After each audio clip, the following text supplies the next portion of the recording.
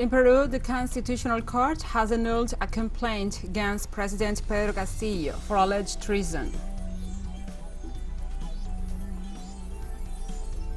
Cuban President Miguel Diaz-Canel Bermudez arrived in Türkiye in the third stop of his international tour.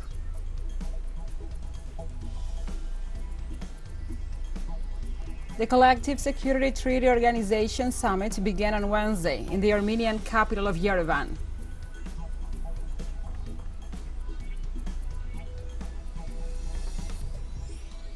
From the headquarters of TeleSUR English in Havana, Cuba, this is From the South. I'm your anchor, Gladys Quesada, and these are the news. In Peru, the Constitutional Court has annulled a complaint against President Pedro Castillo for alleged treason.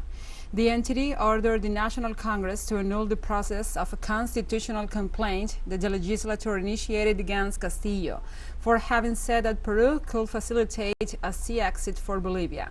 The court passed at the habeas corpus motion presented by the president's defense lawyers against the subcommittee of constitutional accusations of the government. The president's lawyers said that the report presented by the subcommittee to disqualify Castillo for 5 years, it does not specify the crime committed which would qualify as treason, and reiterated that the current process is politically biased.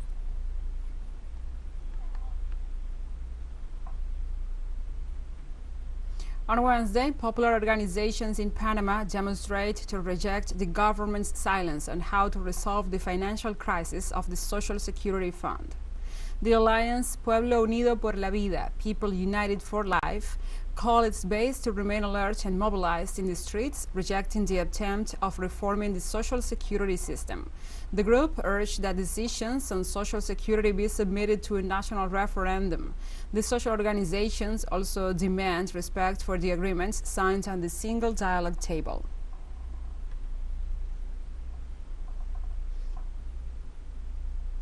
In Brazil, the president of the High Electoral Court, Alexandre de Moraes, will meet with military police commanders to review the latest elections and align new objectives. The meeting, that had been scheduled before the presidential elections, will be held at the court's headquarters in Brasilia. However, allies of defeated President Jair Bolsonaro have criticized the summoning of the police chiefs. Brazilian military police officials believe that the meeting with the High Electoral Court will serve to reinforce institutional maturity.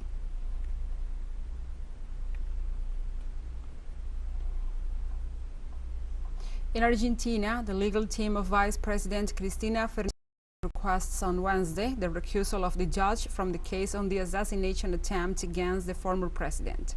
Cristina Fernández's attorneys will submit before the first chamber of the Argentinian Federal Court a recusal motion against Judge Maria Eugenia Capuchetti, who is in charge of the case on the assassination attempt against Fernández de Kirchner. The motion will be presented at 11:30 a.m. local time before the Commodore Courts. Meanwhile, Judge Leopoldo Bruglia, selected by lottery draw, will be designated magistrate to rule on the validity of the recusal motion against Capuchetti.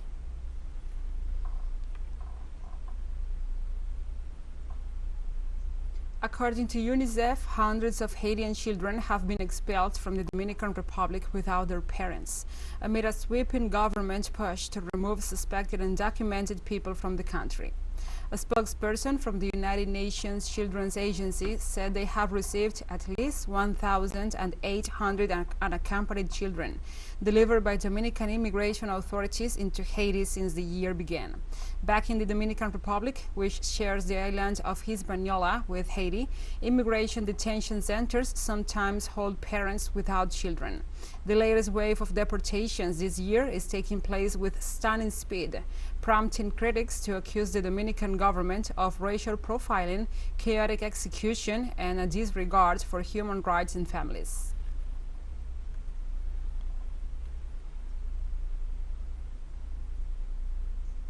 Human rights organizations in Haiti asked the United States to renew programs to assist Haitians after massive deportations from the Dominican Republic. A coalition led by the Haitian Bridge Alliance sent a letter to the U.S. President Joe Biden, as well as other members of his administration, to extend and redesignate Haiti for temporary protected status in light of the Caribbean nation's deteriorating security, governance, and humanitarian crisis.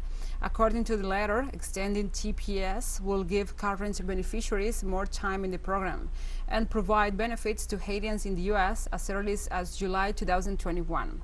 The last time the current U.S. government implemented the TPS for Haiti was in August 2021 for 18 months, so the protected status will expire in February 2023.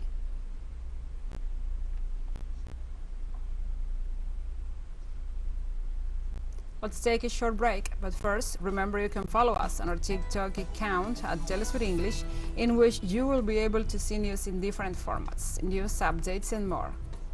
Other stories coming up, stay with us.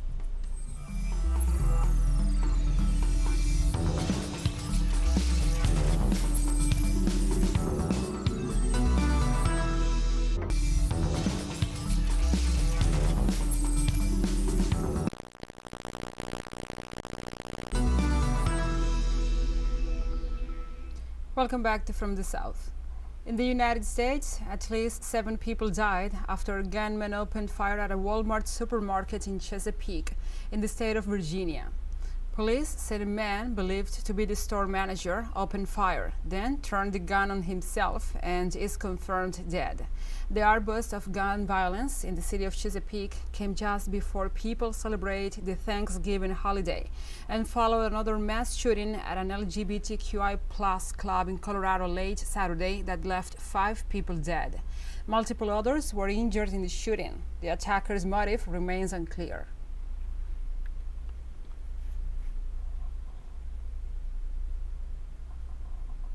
The United States Supreme Court allowed a congressional committee to receive copies of Donald Trump's tax returns, ending a 3-year battle by the body to see the documents the former president refused to release since his first White House bid. The court did not accompany its decision with any public comment, but it rejected Trump's plea for an order that would have prevented the Treasury Department from giving 6 years of tax returns for Trump and some of his businesses to the House Ways and Means Committee. The influential committee will continue to be led by a Democratic Party chair, in this case Congressperson Richard Neal, until the new Congress is sworn in January, with the Republicans in the majority and therefore filling committee chairs following the midterm elections.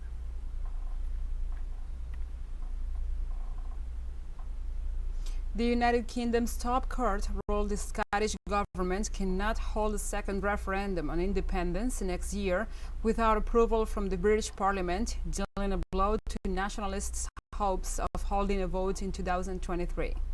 Delivering the judgment, the Supreme Court President, Lord Robert Reid, said the Scottish Parliament did not have the power to legislate for a referendum on independence because such bill will relate to the future of the Union of the UK, a matter reserved to the Westminster. Reid also said that in the absence of an agreement between the two governments, as happened in advance in the 2014 vote, the Scottish Parliament did not have the power to legislate for a referendum. Meanwhile, Scottish First Minister Nicola Sturgeon accused the British government of outright democracy denial after the Supreme Court's decision.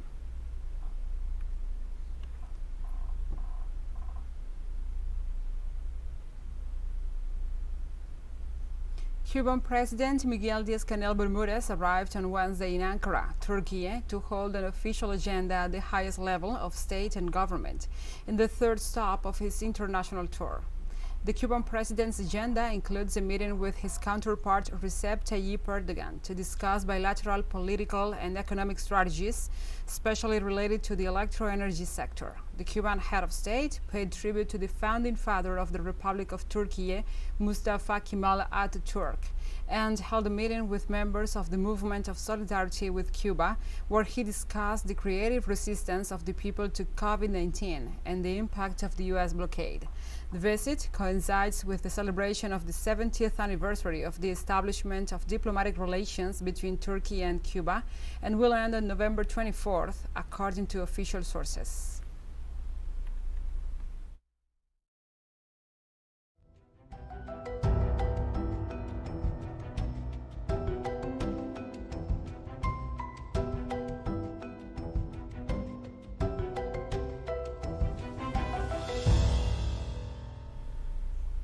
Now we move on to other topics. A 6.1 magnitude earthquake shook the Black Sea coast of Turkey on Wednesday, leaving a preliminary toll of 35 people injured and some material damage. According to data from the United States Geological Survey, the epicenter was located 14 kilometers from the city of Düzce, the capital of the homonymous province in the west of the country. The Minister of Health of Türkiye, Fahrettin Koca, informed that the quake left 35 injured people so far, of which 32 reside in Düzce and 3 others in Istanbul, Bolu, and Zonguldak, where it was also perceptible. According to the Geological Service, the telluric movement originated at a depth of 3.9 kilometers, while the Euro-Mediterranean Seismological Center reports it at 7 kilometers deep with a magnitude of 6.0.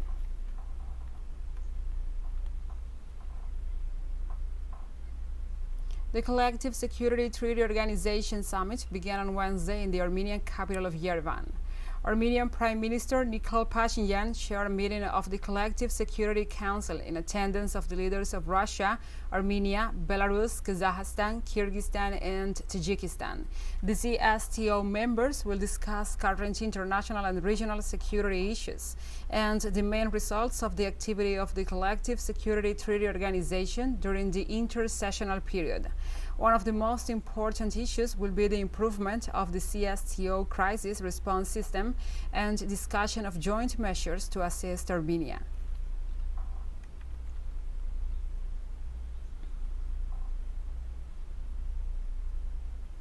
In Kazakhstan, officials from Russia, Türkiye, and Iran have urged compliance regarding previous agreements on northern Syria at the end of the 19th round of consultations on the situation in the Middle Eastern country.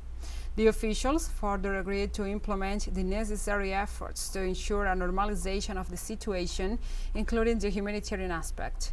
The parties further committed themselves to the fight against terrorism and to enhance trilateral coordination to contribute to political and economic cooperation in Syria.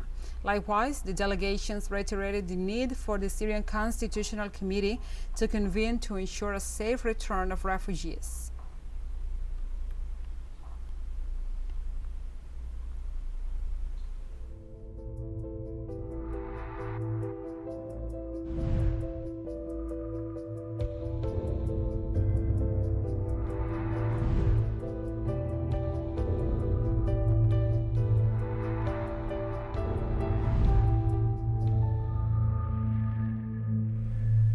Now we address other topics. A Chinese government notice said that the city of Chengdu will conduct mass COVID-19 testing of all residents in 18 districts and counties from November 23rd to 27th.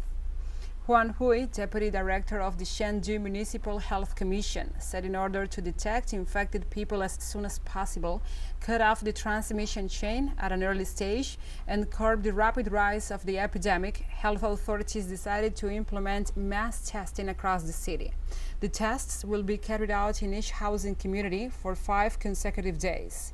In addition, residents will be required to show a negative nucleic acid test from the last 24 hours to enter bars, chess and card rooms, gyms, and other indoor leisure and entertainment venues.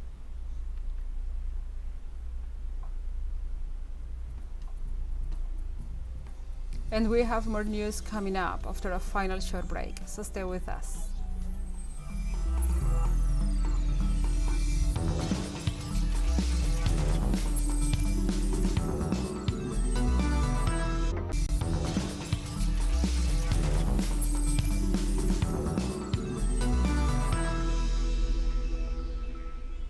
Welcome back to From the South. On Wednesday, several African presidents gathered in Luanda, Angola, to discuss the rising tensions in Eastern Democratic Republic of Congo and its neighbors. The dialogues, hosted by Angolan President João Lourenço, include the Evariste Ndayishimiye and the former Kenyan President Uhuru Kenyatta, alongside the Rwandan Minister for Foreign Affairs, Vincent Biruta. Eastern DRC had witnessed fierce fighting in recent months between Congolese troops and the M23 rebel group. prompting the East African Community Bloc to deploy a joint regional force to kill the violence. The fighting has reignited regional tensions, with the DRC accusing its smaller neighbor Rwanda of backing the M23 and Kigali pointing Kinshasa of colluding with former Rwandan Hutu rebel group established in the DRC after the 1994 Tutsis genocide.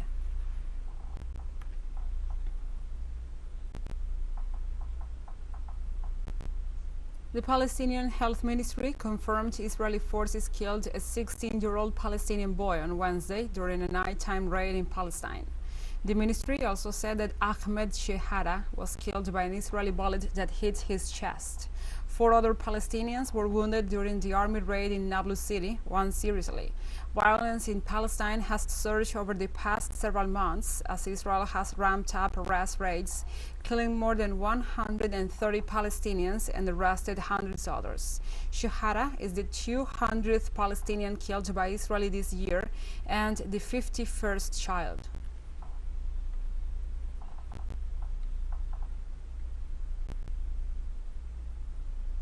One person was killed and 19 others were injured on Wednesday morning in twin explosions at 2 bus stations in the occupied sector of East Jerusalem, according to Israeli police sources. A 16-year-old boy was killed and 11 other people wounded in the first blast, before a second one, a half hour apart, hit a stop nearby, wounded 3 people. According to the authorities, both devices were apparently filled with nails and were detonated from a distance. Jerusalem's Shar Tzedek hospital said a man had died of wounds from the first explosion. Violence has flared in recent months, particularly in the occupied West Bank, where the Israeli army has launched near-daily raids since a series of deadly attacks on Israeli targets earlier this year.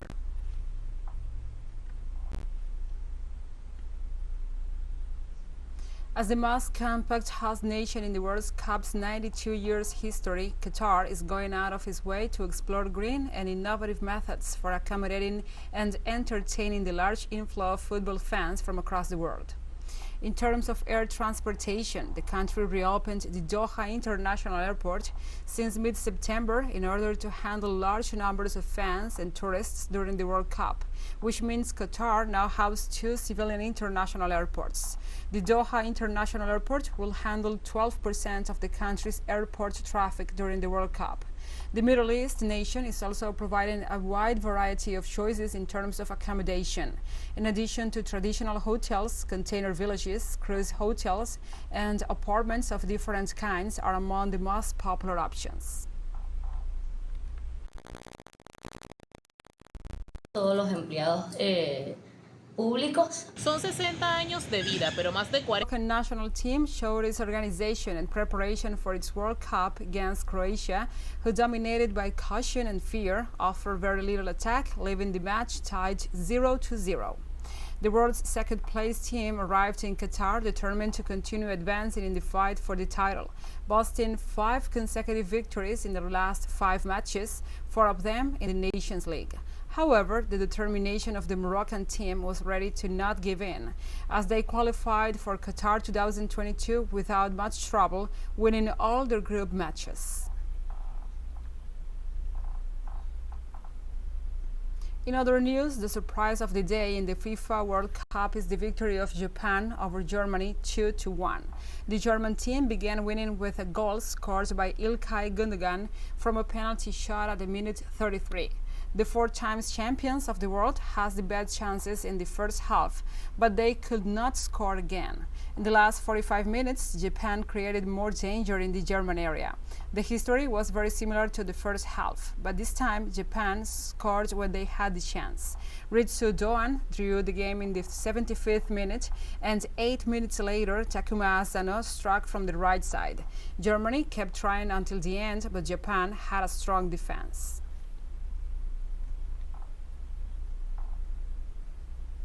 And just as the hearts of millions of fans live the emotions of the Qatar 2022 World Cup, TeleSUR joins this sporting event with From the Field, a show that brings news, analysis, reviews, and more to our audience.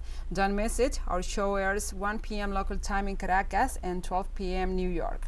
Remember, From the Field only on TeleSUR.